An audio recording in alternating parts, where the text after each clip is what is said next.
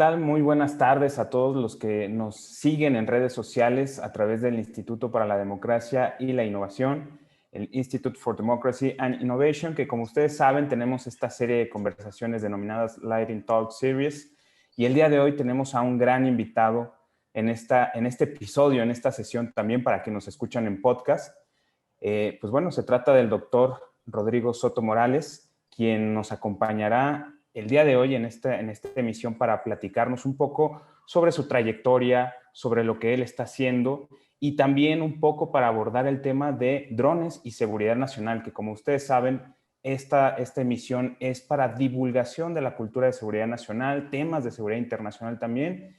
Y pues bueno, Rodrigo, un gusto y un placer tenerte aquí con nosotros y de verdad muchísimas gracias por aceptar esta invitación.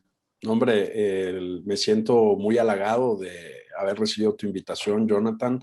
He seguido tu trabajo en los recientes meses y la verdad te felicito. Muy interesante tu material, tanto en redes como también la oportunidad que hemos tenido a veces de vernos en persona para intercambiar opiniones. Y es para mí un honor estar aquí y también por tus generosas palabras, ¿no? Yo la verdad es que la vida siempre lo va llevando a uno. Hombre, uno también busca lo que le gusta, sus aficiones. Yo soy de esos que creen en lo que dice ahora la cultura millennial, en la ley de la atracción, ¿no? O sea, yo creo que si buscas un poquito lo que te gusta, aunque es una frase muy romántica, acabas de alguna manera conectando con aquello que te gusta y eso es lo que ha pasado a mí en mi transcurso de vida profesional. Yo me gradué como abogado o licenciado en Derecho de la Universidad Panamericana, pues ya hace 21 años. Soy generación 2000. Y pues como todo muchacho, pues trabajas en un despacho, luego me contraté como coordinador jurídico de la Universidad Panamericana en su campus Aguascalientes, estuve viviendo ahí 3 años, una agradabilísima experiencia, y en esa época de recién graduado y de primeros años de ejercicio profesional, pues me dediqué a lo que todo abogado hace, ¿no? Pagarés, embargos, contratos, gobierno corporativo, etcétera, ¿no? Y en ese inter siempre estuve con la inquietud de ir a estudiar al extranjero, como nos pasa a muchos recién graduados, ¿no? Y una materia que no tenía que ver con el derecho, pero que siempre me dio muchísima curiosidad, era la filosofía, ¿no? Yo leía libros de filosofía del derecho, tuve la fortuna de que me diera la clase de filosofía del derecho el doctor Efraín González Luna Morfín, uno de los hijos de los fundadores del Partido de Acción Nacional y que después fue candidato a la presidencia contra Luis Echeverría Álvarez. Es un gran intelectual, un gran pensador, un gran tomista, un gran seguidor de Aristóteles y su clase me sembró muchísimas inquietudes. Yo seguí leyendo filosofía por mi cuenta y salió la oportunidad de irme al extranjero a hacer la licenciatura y el doctorado en filosofía. Entonces pude pasar 3 años en Italia y luego 4 en España, en la Universidad de Navarra, en Pamplona, mi segunda alma mater después de la Panamericana. Y ahí me doctoré en filosofía política, porque la política siempre me ha gustado mucho. Y ahí hice la tesis sobre Rawls, que después un trabajo más delicado y editado se publicó por el Instituto de Investigaciones Jurídicas de la UNAM. Y en esos menesteres estaba cuando me nombraron coordinador general de la carrera de Derecho en mi alma mater en Guadalajara. Y entonces, pues llegas de Europa con toda esa mentalidad de académico y de investigación a un país donde si bien hay investigación y hay vida académica muy viva y muy buena, hacer investigación a gran escala o continua en el ámbito privado es posible, pero a veces no es tan rápido o tan fácil disponer de los recursos como pasa en el ámbito público. Y al mismo tiempo en una plaza que es Guadalajara, que es muy comercial, ¿no? Sí. Los que somos de Guadalajara, pues somos comerciantes, nos gusta poner un negocio, tal, las relaciones públicas, etcétera. Y yo traía como que ya una inquietud un poquito más profunda, no solo de investigar en filosofía y en derecho, sino veía, y un caso que para mí fue paradigmático fue el caso Julian Assange, y el caso... se me acaba de olvidar ahorita el nombre de nuestro Edward Snowden, perdón. El caso de Edward Snowden. Entonces, esos dos casos me interpelaron muchísimo porque descubrimos que la NSA estaba espiando a todo mundo. Sí. Y entonces eso tenía repercusiones legales, políticas, de seguridad internacional, de seguridad nacional y se hacía mucho a través de Telecom. Y en México estaban las famosas reformas estratégicas, ¿no? Sí. Entonces, yo dije, es que este es el futuro, o sea, el tema de telecomunicaciones, el tema de energía y el tema, ya empezaban a darse todas las coberturas al proyecto de Richard Branson, de Virgin, para los vuelos suborbitales, al de Elon Musk, del X-Space. Entonces yo decía, el derecho tiene que estar ahí, ¿no? Para no solo regular indemnizaciones, sino para estructurar bien desde el gobierno los permisos y el acceso a esas vías de comunicación, como son incluso el espacio ultraterrestre ahora, en temas de telecomunicaciones, vía satelital. Y me di cuenta, pues, que si quería profundizar en esos temas, pues había que elegir una especialidad para ejercer la profesión, ya estando de regreso en México, ¿no? Y siempre me gustó la aviación. De pequeño, mi padre, cuando íbamos al aeropuerto a recibir a un familiar o a alguien de la familia o a dejarlo, nos subía al mirador de plataforma en el aeropuerto de Guadalajara, porque hay una cafetería ahí, un Wings, y se veían todos los aviones, y pasábamos ahí antes o después de despedir a la persona del tema, horas viendo los aviones. Y era una pasión que traía, y siempre no la abandono, la ilusión un poco quimérica de ser piloto también. Piloto. Y entonces decidí arriesgar.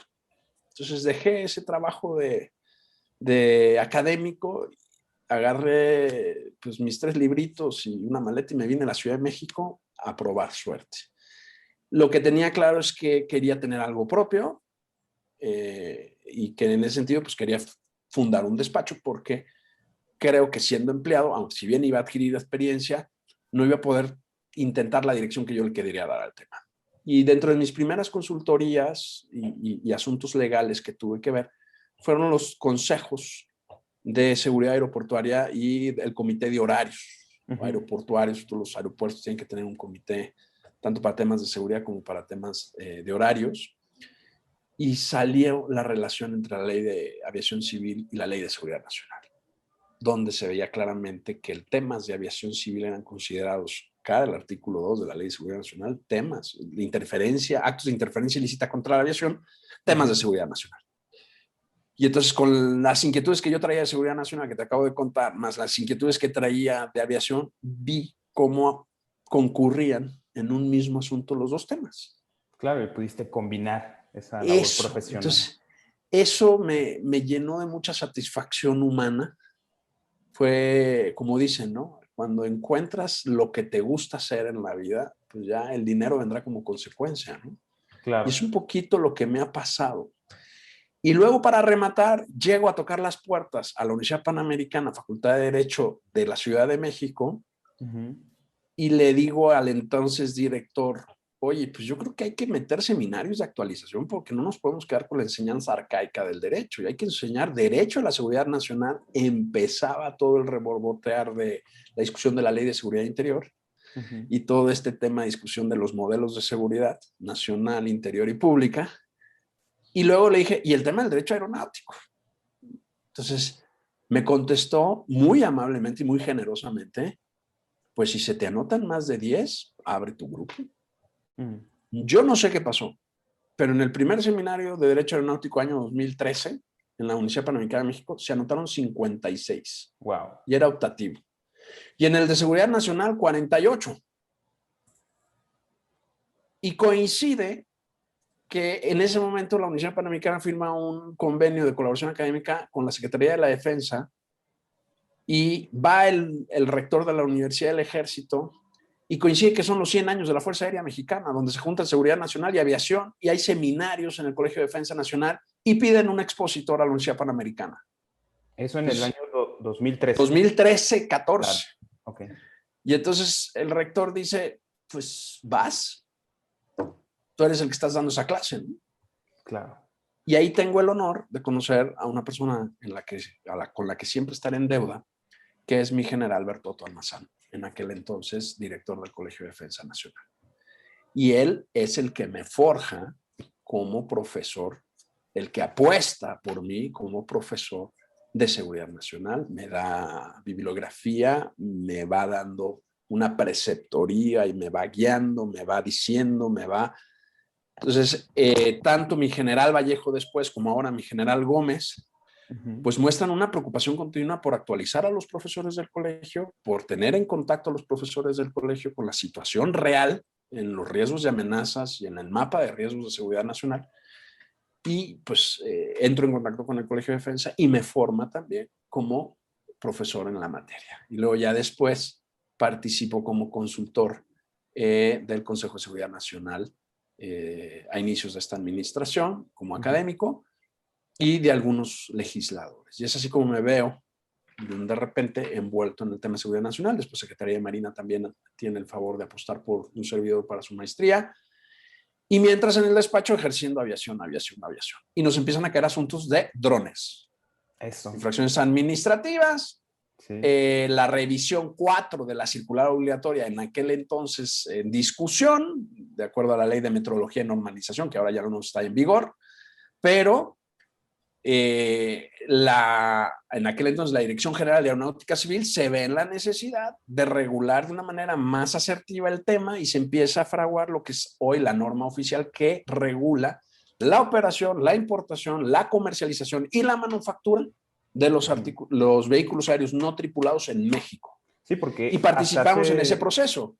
Hasta hace unos años no, o sea, para fines prácticos, para quienes nos escuchan y ven, antes de esa norma, pues uno podía comprar un dron o de este tipo de, que ya los vemos hoy, que se pueden comprar muy fácilmente, pero cuando todavía no se compraban tan fácilmente, lo podías traer del extranjero y prácticamente no había nada de regulación para registrarlos o para este tipo de cosas. Es correcto. Platícanos un poco cómo ha migrado, cómo ha transitado en ese tema, en esa materia, antes y cómo estamos ahora. Mira, desde hace más de una década existen los intentos de regulación a través de circulares obligatorias. Los que estamos en el ámbito legal de la aviación, tenemos distintas normativas que aplican de diversa forma o para diversos asuntos. Obviamente, primero la Constitución y después tenemos una ley general de aviación civil y su reglamento y una ley de aeropuertos y su reglamento. Y el transporte aéreo, pues tiene también, vamos a decirlo así, aristas relativas a la competencia económica y también pues a temas de seguridad nacional, porque hay referencias en ambos ordenamientos de esos ámbitos al tema de la aviación, ¿no?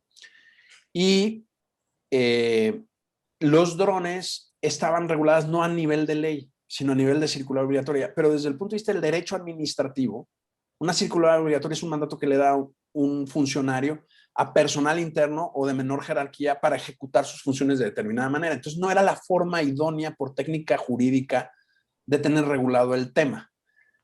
Ahora lo que tenemos es una norma oficial que según en aquel entonces fue expedida bajo el régimen todavía de la ley de metrología y normalización.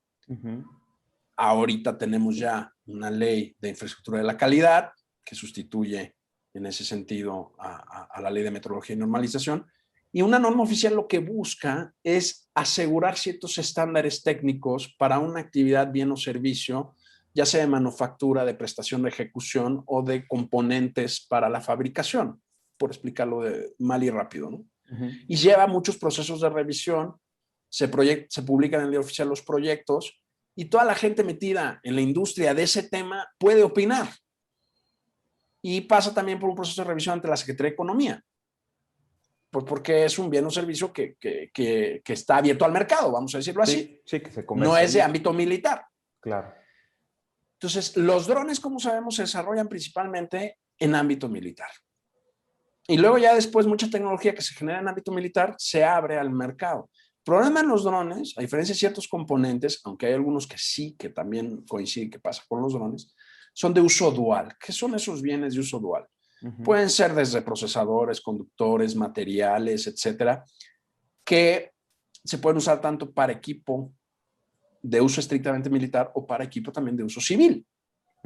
Y hay convenciones o tratados que lo regulan. En nuestro caso está el Tratado de Base-Mar, que México es parte, y en ese sentido se le aplican ciertas restricciones arancelarias o aduaneras para la importación o exportación de esos materiales. Y luego hay los países, por ejemplo, Estados Unidos tiene un servicio que es el FMS, Foreign Military Sales, que tienes que tener un clearance del Departamento de Estado para poder vender como fabricante y contratista militar fuera del país a otras empresas o agencias de otros países ciertos materiales. Pues porque son ventajas competitivas desde el punto de vista táctico, ¿no? Uh-huh. Entonces es importante hacer esa clase. Y en drones pasaba mucho eso. ¿Qué hace México? Pues lo que hace es, con los fundamentos legales existentes para los aviones convencionales, les empezamos a aplicar esos criterios, vamos a decirlo así, a los drones, para efectos de daños a terceros a la superficie, lesiones y daños a patrimonio, y para efecto de multas, vamos a decirlo así. Y sobre todo, restricciones de vuelo. Aeropuertos, penitenciarías o centros penitenciarios,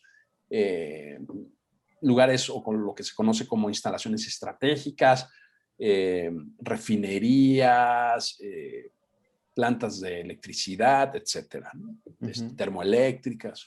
Y entonces, desde toda la vida, en muchos países, porque esto se regula así en la aviación internacional a través del Convenio de Chicago y sus anexos técnicos, pues cada año se publica y se va actualizando constantemente lo que se conoce como el PIA o la Publicación Aeronáutica Internacional. Cada país dice cuáles son las reglas de vuelo en su espacio aéreo.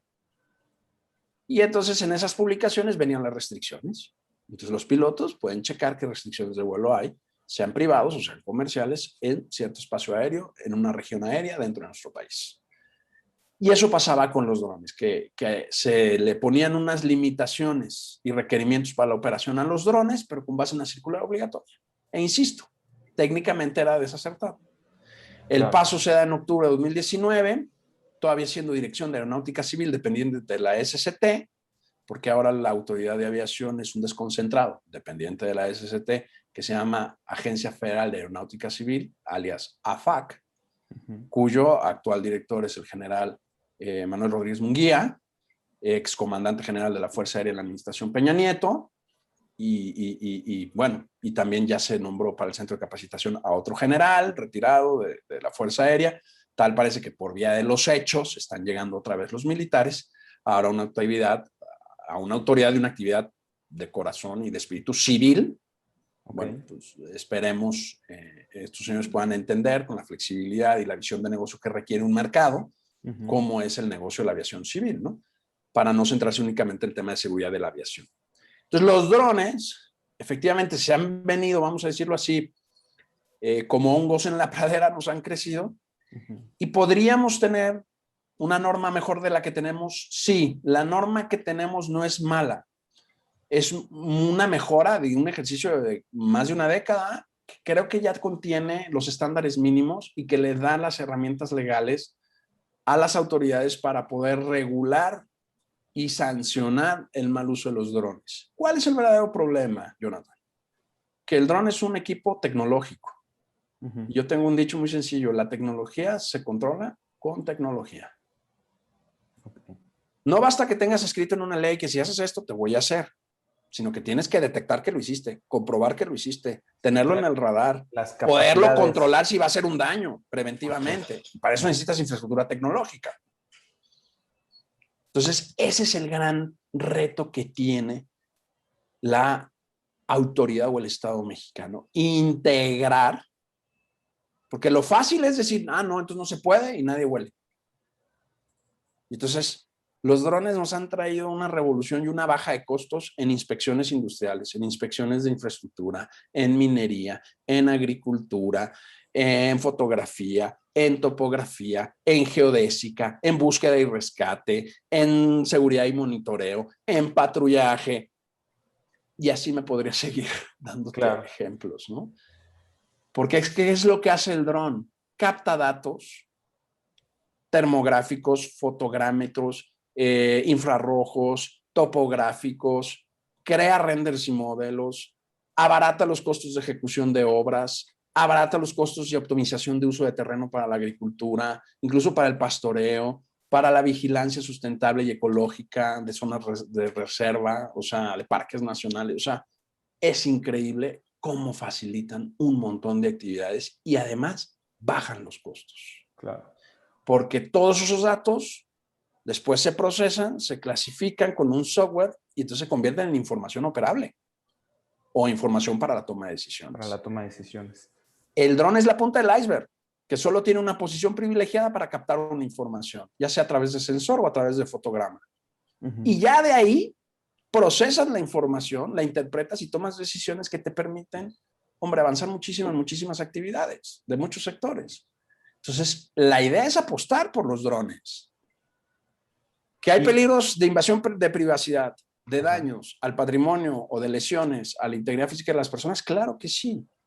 Pero para eso son las reglas de vuelo, para tener un vuelo seguro. Y esto es lo que la norma, junto con la Ley de Aviación Civil y su reglamento, de alguna manera envuelven legalmente. Ahora, ¿quién tiene que estar cuidando que los drones hagan lo que deben de hacer? Primero, el operador. Es un tema de cultura. Claro. Segundo, la autoridad primera respondiente, que habitualmente será una policía municipal o estatal. Que ese es y tercero, es un gran reto. Y tercero, la autoridad de aviación civil para poner las sanciones administrativas y dar parte a la autoridad competente si es que cabría la posibilidad de una sanción penal. Porque la autoridad de aviación que busca seguridad operacional, esa es su labor. Lo que tiene que hacer la autoridad de aviación en este país es promover la industria de la aviación, no inhibirla, pero en condiciones de vuelo seguro para todos, para los que vuelan y para los que están abajo de los que vuelan. Y en este no sé si me expliqué. Sí, y quisiera ahondar un poquito más en esta parte. ¿Cómo puede promover el Estado mexicano la industria de los drones? ¿Qué se necesitaría? Y yo lo he escuchado de diferentes, no solamente empresarios, sino también incluso de gobiernos estatales que ya tienen una base industrial pues considerable, como puede ser el Bajío, Jalisco, Guanajuato, Querétaro. ¿Cómo puede el Estado mexicano y sus autoridades, a través de sus diferentes instancias y el marco legal, promover y no inhibir la industria de los drones, que podría ser fundamental para nuevos desarrollos tecnológicos y sobre todo para el desarrollo nacional?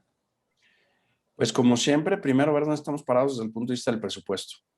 Porque lo primero que tienes que hacer es hacer una lista de necesidades, quizás tus más importantes y urgentes, luego tus importantes no urgentes para que las programes y hagas un plan de desarrollo a 50 años. La aviación no puede irse desplegando con improvisaciones. La aviación no da cabida a la chapuza, al alambrito. La aviación es una actividad que está estandarizada internacionalmente y estamos obligados a seguir el estándar internacional de seguridad en la operación y en la fabricación y en la comercialización, porque somos miembros del Convenio de Chicago de 1944. Lo firmamos, lo ratificamos, estuvimos en el depósito de instrumentos y no solo del convenio, sino de sus 19 anexos. Por eso nos degradaron hace 3 meses, porque estamos obligados a hacer algo que no hicimos. Y aunque se diga por ahí que es por intereses de aerolíneas del país vecino, no es cierto. Nosotros libremente asumimos la obligación de que se nos audite cada 10 años nuestros estándares de seguridad operacional. Y somos nosotros los que no previmos un programa de crecimiento y mejora durante 10 años. Llega el plazo, nos revisan, ¡pum! Mala nota. Claro. Entonces, más bien hay que empezar por reconocer la propia responsabilidad en vez de escurrir el bulto a otros y hacer un plan a 50 años, una lista de necesidades y con eso el dinerito necesario. Por supuesto. Dándonos cuenta que es una actividad que no solo beneficia a un sector de la población, beneficia a toda la población. La aviación, está comprobadísimo, económicamente derrama colateralmente a muchos otros sectores. No solo al turismo o a los negocios o a la logística. Y ahora, en la contraparte de esta realidad de los drones, cada vez hemos visto en noticias, en incluso información sobre que el crimen organizado utiliza drones también para atacar a sus adversarios, a otros criminales, otras organizaciones criminales, o incluso para atacar o atentar contra pobladores o las propias instituciones de seguridad en el país. ¿Cuál sería el equilibrio fundamental también para prever esas situaciones, para proteger a la ciudadanía y sobre todo también para dotar a los miembros tanto de las Fuerzas Armadas haciendo labores de seguridad pública como a las policías, tanto municipales o estatales, que tienen esta función y a la Guardia Nacional en funciones cuando los criminales, el crimen organizado, está a la vanguardia tecnológica utilizando ya incluso este tipo de herramientas. Pues primero, dotarle las mismas herramientas por lo menos, y lo ideal es más herramientas que los criminales. Y para eso hay que hacer una labor de inteligencia para saber qué tienen los criminales. Segundo, hay contramedidas. La tecnología tiene esa doble cara. Casi todo avance tecnológico que tiene un procedimiento o una naturaleza operativa tiene su versión inversa. Pues porque es un artefacto creado por el hombre. Incluso el tema de la inteligencia artificial, cabe pensar que se puede hacer contra inteligencia artificial ya, ¿no? Hay estudios en ese sentido, ¿no?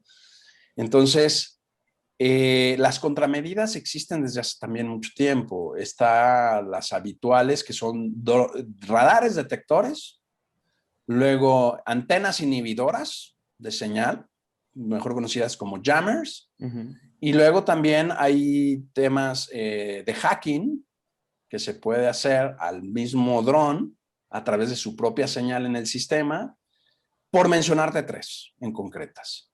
Pero luego pasan este tipo de cosas en nuestro país por falta de conocimiento y por falta de cultura. En enero del 2020 se aprobó la ley anti-jammer. Entonces, la Asociación Nacional de Empresas Rastreadoras de Transporte Federal aplaudieron junto con el Senado de la República, cayendo en el error populista de que modificar una ley es como si fuera una piedra filosofal y por solo poner un artículo y publicarlo en el diario oficial, la realidad allá afuera va a cambiar. Es una falacia, eso no pasa. Entonces, modificaron un artículo de la Ley Federal de Telecomunicaciones y un artículo del Código Penal diciendo que nadie puede tener jammers porque inhiben la señal de los GPS y ya no pueden rastrear pues, los camiones con carga. Entiendo ese problema, porque si inhibes el GPS ya no sabes qué pasó con tu camión, y el problema de robo a autotransporte federal es gravísimo en este país. Pero no solo el contar con la señal GPS es la única manera de evitarlo. Se lo roban con GPS y sin GPS. Se lo roban porque hay tramos que son inseguros, porque la autoridad no tiene el control de ese territorio. Las cosas como son. Entonces, prohíbes y dices, solo pueden tener estos equipos el Ejército y la Marina, porque son instituciones de seguridad nacional, y la Secretaría de Seguridad Pública en temas penitenciarios. Nada más. Óyeme, ¿dónde dejas aeropuertos? Óyeme, ¿dónde dejas puertos? Óyeme, ¿dónde dejas instalaciones de la Comisión Federal de Electricidad o de Pemex? Sí, pues con una visión muy reducida de la realidad por desconocimiento, no digo que haya mala fe, pero dejas a un policía indefenso frente a un dron que lo pueda atacar. Y el policía es el primero que tiene que intervenir. Entonces, faltó visión en la reforma. Debe haber una contrarreforma o una ampliación o matización de esa reforma de enero del 2020, de la famosa ley anti-jammer. Y estos 2 artículos, tanto de la Ley Federal de Telecomunicaciones como del Código Penal, tienen que matizarse, y creo que se le tiene que dar la posibilidad a las instituciones de seguridad pública de los 3 niveles de gobierno, no solo del federal, acceso a contramedidas tecnológicas contra los drones. Y se puede hacer un registro perfectamente de sus equipos como obligación. Y un registro federal, si quieren, como tenemos el registro de coches, como quieren tener el registro de celulares, mejor que se pongan a hacer registro de antidrones. O sea, yo creo que a veces el populismo, ya sea de grupos del sector privados y el populismo de grupos del sector público, son erráticos porque lo que buscan es la alaraca y la espectacularidad de una reforma para venderlo como una cosa políticamente redituable cara a su electorado. Claro. Pero en realidad lo que hacen es amarrarle las manos a las fuerzas de la ley y del orden. Entonces tenemos que pensar en clave tecnológica. Si yo no le doy la tecnología a la autoridad, no va a poder controlar el fenómeno. Y eso implica un plan de inversión a largo plazo. No andar reformando leyes. Sí, algo que es fundamental, y sobre todo estos fenómenos, cuando sucede este denominado populismo legislativo, por así decirlo, que luego encuentra cabida y encuentra apoyo de sectores de la población, como en este caso que acabas de mencionar, y muchas veces se debe a algo que también mencionaste, que es la falta de una cultura tecnológica en el país, es decir, de los alcances, de los límites que tiene la tecnología y que entonces también cómo la población puede conocer sobre estos alcances y límites para proporcionarle también a la autoridad, pues bueno, las herramientas necesarias para hacer sus funciones y no limitarlas. Y efectivamente, la realidad se ve, más bien la realidad supera muchas veces a la legislación y en la realidad, pues bueno, quienes no respetan de leyes y de normas, que son finalmente los criminales, pues bueno, a ellos les importará, como quien dice, un bledo esta legislación y lo van a seguir utilizando, pero quienes sí tienen que seguir los ordenamientos, el marco legal, que son las autoridades, los policías, las Fuerzas Armadas, pues bueno, a veces se encuentran en una camisa de fuerza frente a estas realidades y terminan siendo, pues bueno, vulneradas también para realizar su trabajo, sus funciones y que termina afectando a la población, a las empresas y a los propios negocios que impulsaron estas reformas. Correcto. Entonces, en esta parte de la cultura, sobre todo, de la promoción, en tu opinión, sobre todo en el ámbito aeronáutico y en el ámbito, pues bueno, de específico de los drones, ¿cómo verías tú o cómo sería posible fomentar y hacer más cercana esta realidad tecnológica para la población en general y específicamente para aquellos sectores que pueden estar ya involucrados en un mercado que puede ser muy redituable, que puede ser beneficioso para las diferentes industrias? ¿Cómo podríamos acercar ese tipo de Claro. información y cultura? Mira, ya tenemos casos de éxito que son análogos. La cultura financiera en online. Ya la gente invierte en mercados bursátiles con su teléfono en la mano. Tenemos el caso de la cultura, por ejemplo, antitabaquismo, ¿no? Es que es cuestión nada más de centrar, ¿no? Hay un gran movimiento antitabaquista, pero pues hay un gran movimiento pro cannabis en este país, que también se fuma, ¿no?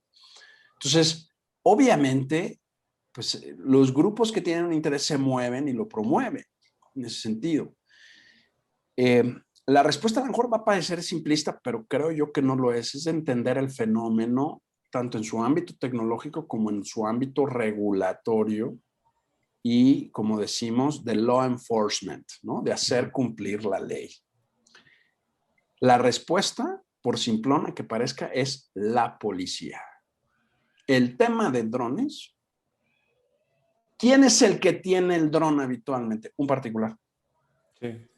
Porque si el dron que estamos comentando es el dron que utiliza el ejército, el dron que utiliza la Guardia Nacional o el dron que utiliza la Marina, no entra en discusión, porque entran bajo operativos concretos, no es aviación civil, a lo mejor el de la Guardia Nacional sí, porque es un cuerpo civil, y lo único que tienen que hacer según la ley de aviación civil es coordinarse con los servicios a la navegación aérea para el tema de seguridad operacional y tráfico aéreo, pero no entran bajo estas especificaciones. La norma oficial es muy clara al respecto. O sea, aquí estamos hablando de drones civiles para uso privado y comercial y recreativo. Entonces, el particular, ¿con quién lidia cuando hay un problema de orden público? Primero que nada, con su municipio, con su gobierno estatal, y si es algo de ámbito federal, con el funcionario federal. Y si estos tres señores tienen problemas con ese particular, ¿a quién le hablan? A la policía. Entonces, las policías municipales, estatales y federales tendrían que tener su unidad de inteligencia aérea para operar drones para temas de seguridad preventiva y correctiva. Pero también tendrían que tener dentro de esa unidad el tema de vigilancia y de respuesta para el tema de drones hostiles o de drones invasivos, ya sea la privacidad o espacios prohibidos de vuelo. Y para eso, esos cuerpos de seguridad necesitan la tecnología de detección, de inhibición y control de los drones. El problema es que ahora se cree que todo tiene que venir de la federación para abajo. No es cierto. Ese es el problema que estamos viendo con el crimen organizado. El crimen organizado no nació generalizado en este país y luego se fue estado por estado. Fue al revés. Nació en ciertos puntos del territorio nacional y de ahí fue creciendo hasta que ya quedó segmentado y por eso tenemos este choque entre cárteles a lo largo y ancho del país porque desde los gobiernos locales no se atajó a tiempo el problema. Entonces, ¿qué vamos a hacer con los drones? La autoridad regulatoria está haciendo su trabajo y tiene claramente definida su competencia, que es federal, porque el espacio aéreo es jurisdicción federal. La ley es muy clara al respecto. Es una vía general de comunicación. Pero tiene que coordinarse necesariamente con la autoridad de orden público local. Porque la autoridad federal no puede estar teniendo ojos en todo. ¿Y por qué los drones ya caben en cualquier mochila? Sí, incluso hay unos que caben en la palma de la mano. Correcto. Entonces, ¿quieres ser realista? ¿Cuál es tu infraestructura real con la que cuentas? Dótala de las herramientas para hacer cumplir la ley. Claro. No sé si contesté tu pregunta. Sí. Muchísimas gracias, Rodrigo. Pues bien, ya se nos acabó el tiempo. La verdad es que creo que esto nos da como para tener una segunda emisión, un segundo capítulo del tema drones, aeronáutico. Y por supuesto que te vamos a volver a invitar para hablar de más temas de seguridad nacional de los cuales tú eres especialista y de tus experiencias. Un honor. Pues muchísimas gracias, Rodrigo. Si quisieras dar algún mensaje final para nuestra audiencia que nos ve y que nos escucha también a través de podcast. Pues mira, yo suelo decir que la aviación es una de los logros más nobles y más bonitos que ha tenido la historia de la humanidad, donde el hombre, a través de la ciencia y de la técnica, ha logrado dar un salto cualitativo brutal y que sigue siendo a la fecha el avión el transporte más seguro estadísticamente hablando, por encima del coche, del ferroviario y del marítimo, y muy por encima de la bicicleta. La bicicleta y accidentes todos los días. Entonces, ¿qué quiero decir? Que es una actividad nobilísima de la humanidad y que podrá, a lo mejor va a sonar un poco de Julio Verne esta afirmación, pero podrá acabarse el planeta Tierra, pero la aviación o aerospace no se va a acabar. Tan es así que está el Perseverance en Marte. Sí. Entonces, no tendríamos odisea espacial si no hubiéramos tenido aviación. Eso te demuestra el impacto que va a tener en la historia de la humanidad esta actividad tan nobilísima. Por eso tenemos que promoverla de forma segura, dentro de una cultura de la legalidad y de la seguridad operacional. Y por eso tenemos que darle la importancia que se merece.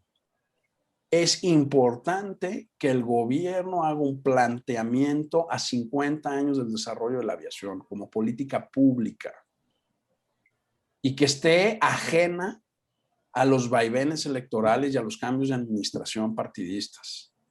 Porque no es un tema que quede sujeto a ideologías o perspectivas socioeconómicas.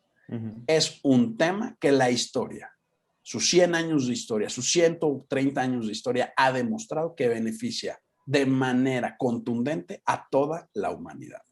Sí. Y mencionar, ya para cerrar, que México, si no me equivoco y si no, corrígeme, fue pionero en el tema de la aeronáutica en el mundo. Así es. Entonces, hay una gran historia, un gran pasado también de México en estos orígenes y creo que es algo que falta conocer, difundir, apreciar y proyectarlo hacia el futuro, como lo acabas de mencionar, con una visión estratégica de mediano y de largo plazo de desarrollo de esta industria en México. Correcto. Muy bien. Muchas gracias. Pues, Rodrigo, muchísimas gracias por tu participación. Un saludo a ti y a todo tu auditorio y te felicito por tu programa, de verdad. Muchísimas gracias, Rodrigo. Y pues bueno, muchísimas gracias a todos los que nos escucharon y vieron. Y nos vemos en la próxima emisión de los Lighting Talk Series. Hasta luego.